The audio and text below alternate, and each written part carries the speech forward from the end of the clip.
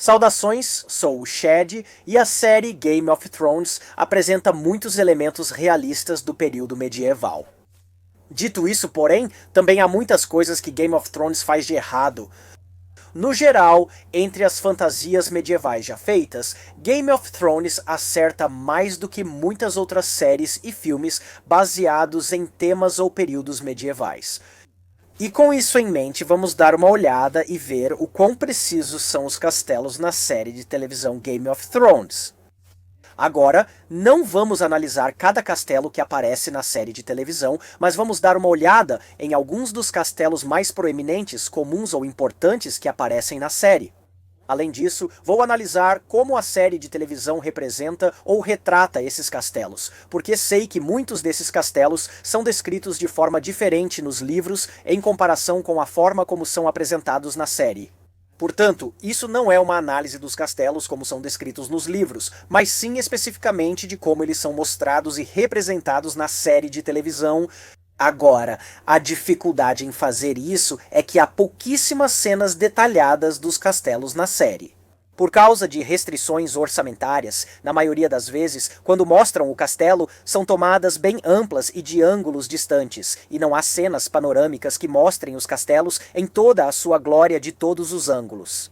Geralmente é uma imagem estática mostrando o castelo de apenas um ângulo, mas vou fazer o melhor possível com algumas das imagens mais detalhadas que consegui encontrar desses castelos, e vamos começar com Winterfell. Desse ângulo, Winterfell parece muito convincente.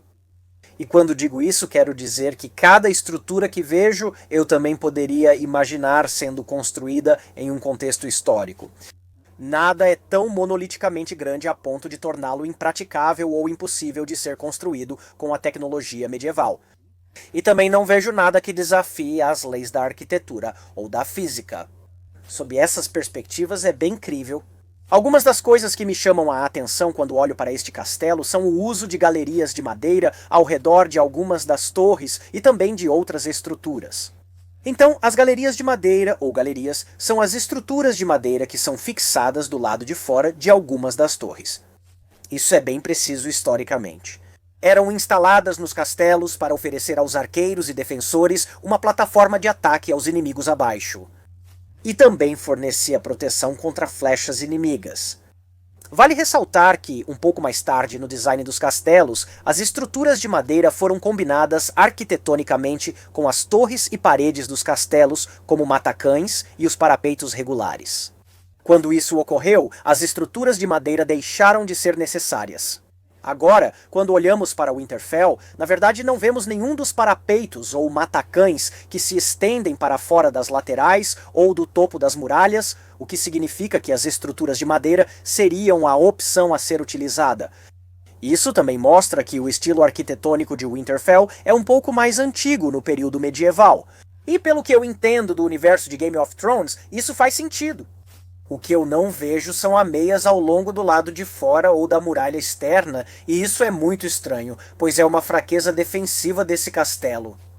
Outra coisa estranha que me chama atenção quando olho para esse castelo de forma objetiva e analítica são os telhados dessas torres e, em alguns casos, de outras estruturas do castelo, mas são os telhados das torres que realmente se destacam para mim. E o detalhe sobre eles é que são muito planos. Agora, existem castelos em outras culturas, não exatamente culturas medievais, mas em algumas culturas específicas onde eles tinham telhados tão planos.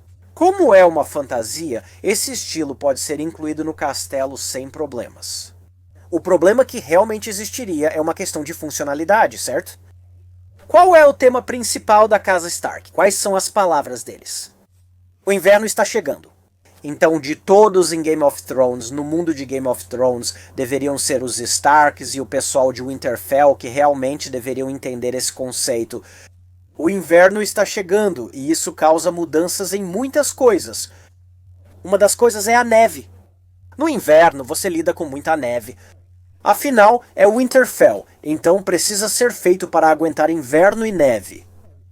Esses telhados planos contradizem totalmente essa lógica. Quando neva muito, a neve se acumula. E se você tem um telhado plano, a neve vai se acumular no telhado também, e muitas vezes esse peso será tão grande que o telhado não vai aguentar e vai desabar. Então, o que você encontra em todo lugar no período medieval, onde a neve era comum, são telhados inclinados em um ângulo bem acentuado, justamente para que a neve escorregue pelas bordas. Portanto, esses telhados das torres deveriam ter ângulos bem pontudos e inclinados, não deveriam ser planos. Isso não é um problema no verão, e você sabe que os verões duram bastante tempo, mas os invernos também, certo? Então, a menos que eles troquem todos os telhados quando o inverno finalmente chegar, o que você sabe parece estar demorando uma eternidade, mas quando finalmente chegar, esses telhados não foram feitos para aguentar o clima de inverno de jeito nenhum. Então é isso, essas são minhas opiniões sobre o Castelo Winterfell. Vamos para a Fortaleza Vermelha. Agora, de todos os castelos que eu vi na série Game of Thrones, a Fortaleza Vermelha é o que mais me parece ter um design de castelo de fantasia. Agora, não me entenda mal. O que quero dizer quando digo que a Fortaleza Vermelha me parece um dos designs mais fantasiosos é em relação à sua silhueta, ao seu tamanho e também à parte da arquitetura que ela possui. Eu sei muito bem que há alguns castelos em Game of Thrones que parecem bem fantasiosos, especialmente em relação à sua localização, como o Castelo de Pyke e o Ninho da Águia. Mas não se preocupe, eu vou falar sobre eles. O que quero dizer quando digo que a Fortaleza Vermelha me parece um dos designs mais fantasiosos é em relação à sua silhueta, ao seu tamanho e também à parte da arquitetura que ela possui. Como essa parte estendida que fica voltada para a cidade a partir da Fortaleza Vermelha, que é uma arquitetura de estilo gótico muito marcante e que nunca foi usada tradicionalmente em castelos históricos reais. Você encontra influências do estilo gótico em interpretações fantasiosas de castelos, como o da Disney. Por isso, a Fortaleza Vermelha tem um ar bem fantasioso, principalmente por sua altura e pelo fato de tudo ficar mais alto ao se aproximar do centro do castelo. Sobre os outros estilos arquitetônicos da Fortaleza Vermelha, isso me parece bem autêntico e realista. Você vê algumas ameias muito eficazes ali e também vê algumas torres com aparência realista. O que torna esse castelo um pouco menos realista é o seu tamanho absoluto. Ele é muito, muito alto. Alguns castelos históricos podem ser comparados em tamanho à Fortaleza Vermelha, mas são exceções raras entre os castelos históricos. Mas mesmo esses teriam dificuldade em alcançar a altura que a Fortaleza Vermelha aparenta ter. Em relação ao layout das muralhas externas, na verdade, eles têm defesas muito boas ali. Ela possui 2 pátios ou alas inferiores que se estendem atrás de muralhas adicionais a partir do pátio interno principal, cada um com uma casa de guarda fortificada. Isso tornaria atacar este castelo muito, muito difícil. Todos os outros acessos além da entrada principal são penhascos cercados pelo oceano. Este castelo é muito, muito fortificado e defensável. E eu realmente gosto disso, porque mesmo com alguns elementos de fantasia colocados no seu design, especialmente aquela parte frontal parecida com uma catedral em estilo gótico, ele ainda foi feito para ser muito prático. Esse é um dos meus estilos de design fantasia favoritos. Eu não me importo com enfeites irreais ou de fantasia, principalmente quanto ao tamanho e grandiosidade. Desde que a gente mantenha isso fundamentado no realismo, na praticidade e na função. A Fortaleza Vermelha me impressiona justamente por isso, foi o que fizeram, então aí está, a Fortaleza Vermelha. Agora vamos passar para o Castelo Pike, a fortaleza e sede da Casa Greyjoy. Agora, tirando a localização, certo, Pike me parece um dos castelos com design mais historicamente autêntico em Game of Thrones. Agora é interessante, pois você pode ver Pike como 4 tipos de castelos, mas eles estão juntos e cada um leva ao outro, então é considerado como se fosse um só castelo. Mas cada um desses corpos de castelo individuais, sabe, eles são muito, muito historicamente autênticos. Eles se inspiram claramente nos primeiros designs de castelos, especialmente no estilo torre normanda, que era mais quadrado e blocado do que arredondado. Além disso, as ameias no topo não se estendem para fora da muralha, e novamente esse é o estilo de ameias que é muito comum ter estruturas de madeira fixadas nelas em tempos de guerra, mas as crenelações estão lá, assim como as torres individuais. O que também torna esse castelo autêntico é a quase ausência de janelas externas. O que se vê são fendas para flechas e talvez uma ou duas janelas nos andares superiores. Isso é muito preciso, porque janelas são uma grande fraqueza em castelos reais. Agora, sobre a localização, à primeira vista, você poderia considerar que estruturas construídas em pilhas de pedra no mar como essa seriam extremamente improváveis. Bem, na realidade sim e não. Veja, existem algumas estruturas históricas legítimas que foram construídas em locais quase tão improváveis quanto esse. O grande diferencial do Castelo Pike é que ele está no mar ou à beira-mar. Se não estivesse à beira-mar, seria muito mais plausível, porque existem algumas estruturas históricas reais no mundo que foram construídas em formações rochosas muito parecidas, só que não no mar, como os mosteiros de Meteora. Dê uma olhada em algumas das formações rochosas sobre as quais esses mosteiros foram construídos. A diferença é que essas formações rochosas estão sob muito menos risco de erosão do que se estivessem no mar. Veja, uma pilha de pedra no mar, que é onde várias das estruturas do Castelo Pike são construídas, é formada pela erosão do mar e, uma vez formada, ela não dura para sempre e sua estabilidade também é questionável. Agora, se elas fossem muito estáveis e fortes, e levasse centenas de anos para a erosão destruir completamente aquela pilha de pedra, então poderia ser plausível construir uma estrutura em cima dela, mas ela não duraria para sempre. E eu acho que é isso que eles estão sugerindo com o Castelo Pike também. Essas pilhas de pedra estão sendo lentamente erodidas, então esse castelo não vai, sabe, permanecer intacto por muito mais tempo. Mas, pelo tempo em que ele ficar lá, é incrivelmente defensável. Tipo, meu Deus, as outras torres atrás do corpo principal do castelo seriam basicamente impenetráveis. Você não conseguiria alcançá-las de nenhum outro lugar com um exército grande o suficiente para tomá-las, e o castelo como um todo simplesmente parece incrível. Este é um castelo lindo por sua autenticidade medieval e também pela novidade de sua localização única, que não é tão irrealista quanto pode parecer. É impraticável, não me entenda mal, e é mais provável que essas pilhas de pedra sejam instáveis, mas se fossem estáveis, talvez desse para fazer, só que não duraria para sempre. Muito do que falamos sobre o Castelo Pike em relação à localização também vale para o Ninho da Águia. A diferença é que o Ninho da Águia não fica à beira-mar. Então, se sua fundação rochosa for estável, essa estrutura poderia ser viável na realidade. Seria muito difícil, pois primeiro teriam que construir um acesso ao topo da formação rochosa e aquela longa estrada sinuosa, mas já fizemos estradas e muros semelhantes ao longo da história. Pense na Grande Muralha e nas montanhas por onde ela serpenteia, e uma vez que você tenha acesso ao topo dessa formação rochosa, teria que levar cada pedra uma de cada vez para realmente construir a estrutura. E se a fundação fosse estável o suficiente, seria possível, porque há algumas comparações históricas que podemos fazer. Claro, as construções históricas reais não têm nada tão grandioso quanto o ninho da águia construído sobre elas, mas foram erguidas em locais comparavelmente difíceis.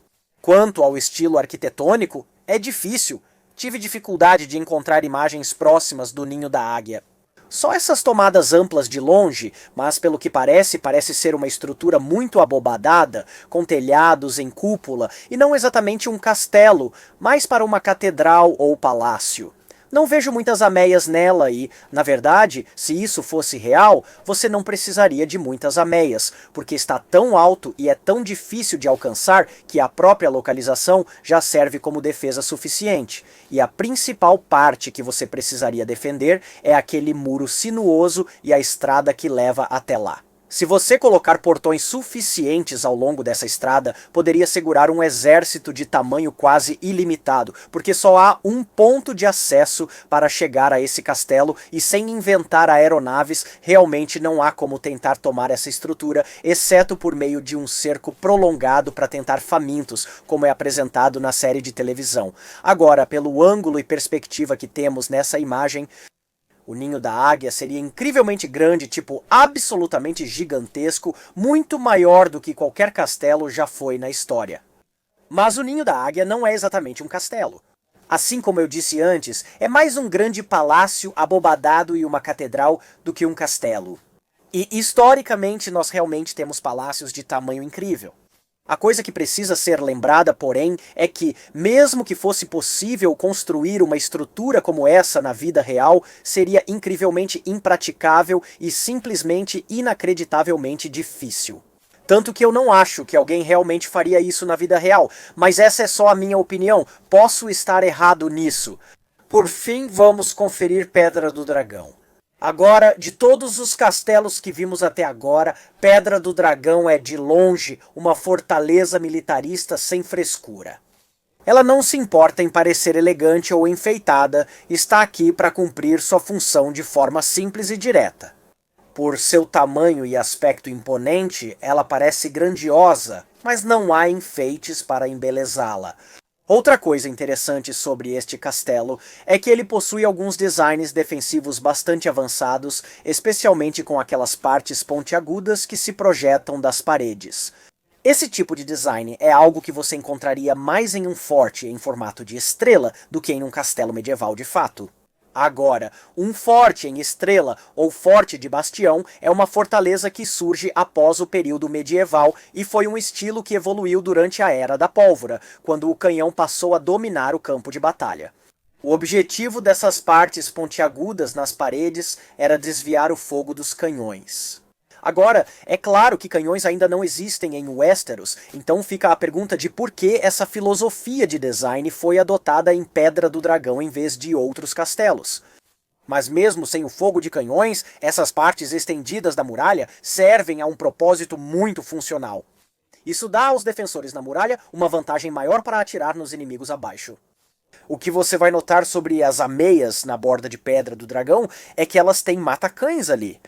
A ameia é projetada um pouco para fora da muralha, e então você tem mísulas sustentando essas ameias, que teriam matacães entre elas, que são lugares onde os defensores na muralha podem atirar flechas ou jogar pedras em quem tentar atacar as muralhas, o que, na verdade, é meio supérfluo, porque eu não vejo ninguém chegando nem perto das muralhas, já que Pedra do Dragão fica situada em um penhasco à beira-mar. Mas por que não? É só uma segurança extra, dá tranquilidade para eles. Ao avaliar o tamanho de Pedra do Dragão em comparação a outros castelos medievais, tenho a impressão de que ele é facilmente maior do que qualquer castelo histórico já construído. Isso não é uma crítica, porque, de novo, isso é fantasia, eles podem fazer isso sem problemas. É só importante ressaltar para que as pessoas não se confundam que castelos históricos não eram tão grandes assim. E é isso aí. Essas são minhas opiniões sobre os castelos em Game of Thrones. Espero que tenha gostado. Para saber mais sobre as diferenças entre castelos de fantasia e históricos, assista ao meu vídeo, O Castelo, Fantasia versus Realidade. E até lá, senhor Deus. Se você quiser apoiar Chá Diversidade ou expressar sua apreciação por um vídeo que você gostou especialmente, por favor, torne-se um patrono através do Patreon. Sua doação de $1 seria incrível.